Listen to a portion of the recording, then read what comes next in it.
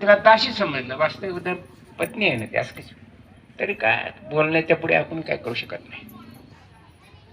आणि मग त्या मुलाला ढकललं त्यांनी थोडं, आणि मग हा लहान 5 वर्षाचा मुलगा रडत गरज लागते का? कुठे गेला? रडत रडत कुठे गेला? आईकडे. आणि आईने विचारलं का रडत असतो?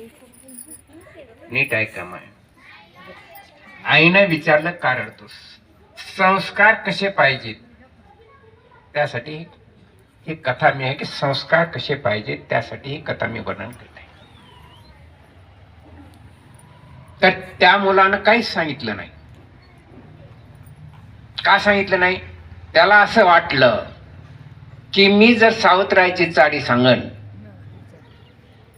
तर ह्या दोघीचं कधीच जमणार नाही आणि आयुष्यभर ते त्यांच्या मनामध्ये बिंबत राहील, असा विचार प्रत्येक. आता आपण थोडं कुणी काय म्हणलं की लगेच धावत धावत फांडायला जातात, जे होईल ते होईल, तू जाणं आड नाही तर पार काय कळून. तसं नाही, थोडी शांतता राखा तर आपल्या जीवनाचं कल्याण होतं, अन्यथा होत नाही. आता ह्यांनी शांतता राखल्यामुळे यांच्या जीवनाचं कल्याण कसं झालं तुम्ही पुढे सांगेन ना. आणि का रडतोस हे सांगच ना. आणि शेवटी दाशी आली जी उभा होती आणि तिनं सगळं वृत्तांत सांगितलं, जे घडला ते सांगितलं. आणि तिनं सांगितलं, ती साधी नव्हती, सुरुची. तर तिनं सांगितलं की तुला जर ह्यांच्या मांडीवर बसायचं असेल तर तुला जंगलात जावं लागेल, तपश्चर्या करावी लागेल आणि परमेश्वर भेटल्यानंतर यांच्या पोटी जन्म किंवा माझ्या पोटी जन्म घ्या असं देवाला सांगावं लागेल, तेव्हा ह्यांच्या मांडीवर बसता येईल. वा किती हुशार, किती हुशार. अरे तपश्चर्या केल्यानंतर तुझ्याच पुढे जन्म घ्या कसं ठरायचं, पण दुसऱ्याच्या पुढे नाही का जमत. पण एखादा अहमपणा असतो एखाद्या माणसाचा, गर्व असतो एखाद्याचा. ते तपश्चर्या केल्यानंतर माझ्या पोटी जन्म देवाला माग. आता त्या लहान मुलगा काय म्हणायचं, ठीक आहे. आणि मग ते सगळं दाशीनाथ सगळं सांगितल्यानंतर आता दुसरीचं नाव काय होतं? हा बस, सुनीतीने विचार केला की आपण जर ह्याला काही म्हणावं तर त्या दोघाच्या मध्ये ह्या दुश्मनकी निर्माण होईल. म्हणून तिने सांगितलं, जी सावित्रीने सांगितलं ते बरोबर सांगितलं. बघा हिने काय सांगितलं, सावित्रीने जे सांगितलं आहे ते बरोबर सांगितलं. वनात जातो, देवाला मागतो, माणसाला मागून काय मिळणार आहे? तुझ्या सावित्रीने सांगितलं ते योग्य सांगितलं. आता बघा दुश्मन की आली काही तर की असं माणसाची सहनशीलता पाहिजे. नुसतं तुम्ही म्हणता सहनशीलता पाहिजे, पण त्याचा उपयोगात आणत नाहीत ना.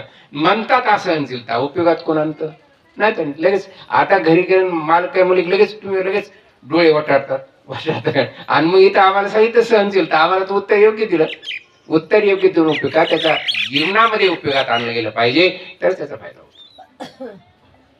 आणि मग असं म्हणल्यानंतर तिची आई म्हणली, जी सावित्रीने सांगितली ती योग्य आहे, तुला जंगलात जा, तपश्चर्या केल, नारायणाला प्रसन्न करून घे आणि राज्यावर बस. आणि ह्याला राज्य मग काय मिळणार आहे? तुझ्या वडिलांना राजा, आणि तुझ्या वडिला समजा तुझ्यावर प्रेम नाही, माझ्यावर प्रेम नाही, मग तुला कधीच तुझ्या सुख लागणार नाही, मलाही सर्व सुख लागणार नाही, तुलाही सुख. त्यापेक्षा जंगलात गेलेलं बरं. तुझ्या आई तर सावित्रीने जे सांगितलं ते योग्य सांगितलं. असं म्हणल्यानंतर ते म्हणला ठीक आहे, पण आपण दोघेही जाऊ. लहान आहे ना 5 वर्षाचं मुलं. अगदी मला आता ती दोघं जाऊ म्हणजे आता मला कसं जाता येणार? तू स्वतंत्र आहेस, मी परतंत्र आहे. कारण तुझे जे वडील आहेत ते त्यांना मी दान दिलेले आहेत. माझ्या वडिलांना त्यांना दान दिलेलं आहे, ते जे करतील तेच मला करावं लागेल. त्यांनी जर म्हणलं तर सावित्रीची सेवा करते, मला सेवा करावीच लागेल. ती जे म्हणतील ते मला ऐका. मला ती जर जा म्हणले तर मला जाता येईल, अन्यथा जाता येणार नाही. मला कितीही त्रास केला तरी मला सहन करावा लागेल, कारण त्यांना दान दिलेलं आहे. तसं तू स्वतंत्र आहेस, तू जाऊ शकतोस. आणि मग मी गेल्यानंतर मला भीती वाटेल, असा प्रश्न त्याने आईला विचारला. तर म्हणजे तुझ्या बरोबर देव आहेत, नारायण आहेत, माझा आशीर्वाद तुला आहे. आणि आईचा आशीर्वाद सर्वश्रेष्ठ असतो, हे लक्षात ठेवलं पाहिजे. आणि आता आईला आपण अनाथ आश्रमात पाठवतात, कुठेही पाठवतात. उदाहरणार्थ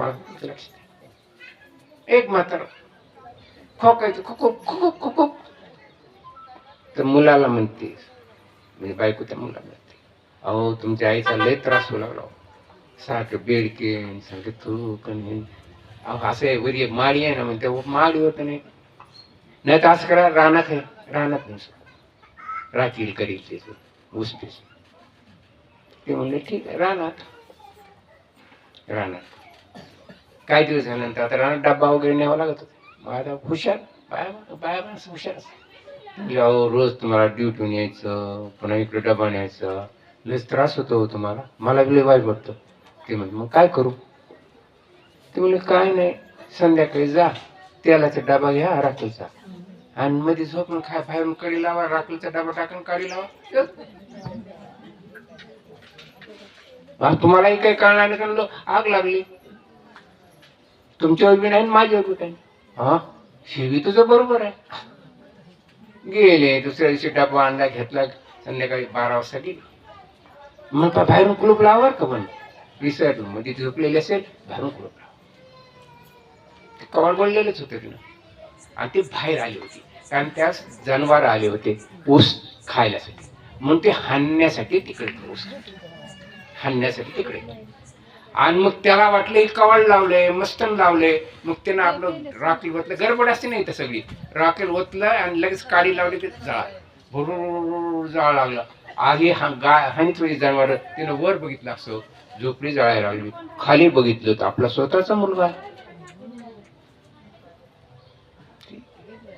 मग आता पहाट व्हायच्या टायमाला तिथे एक झाड होत असं, 3-4 वाजले असतील, मध्ये जायला झोपे जायला कुठे जायचं, मग ते झाड होतं, त्या झाडापाशी वर जाऊन बसली. खाली भीती वाटते माता बघणीला, म्हणून ती झाडावर जाऊन बसली.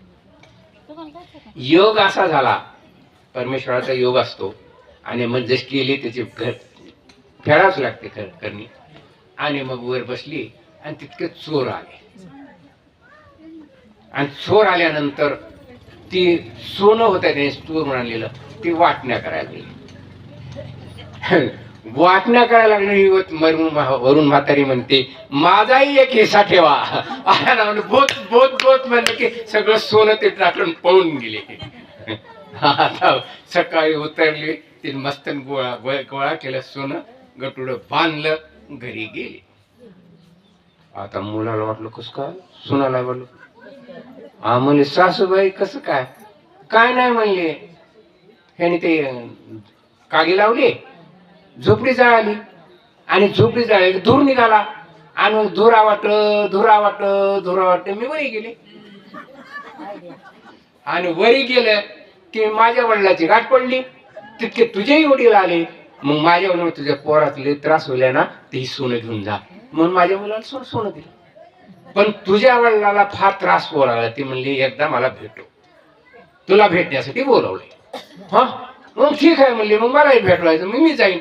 आणि मग आता मालकाला म्हणते असं करा, आता ती झोपडी बांधा, पुन्हा दुसऱ्या दिवशी मी तिथून झोपते, आणि डबा लावा राखेलचा, काडी बडा, मी धुरानं जाईन.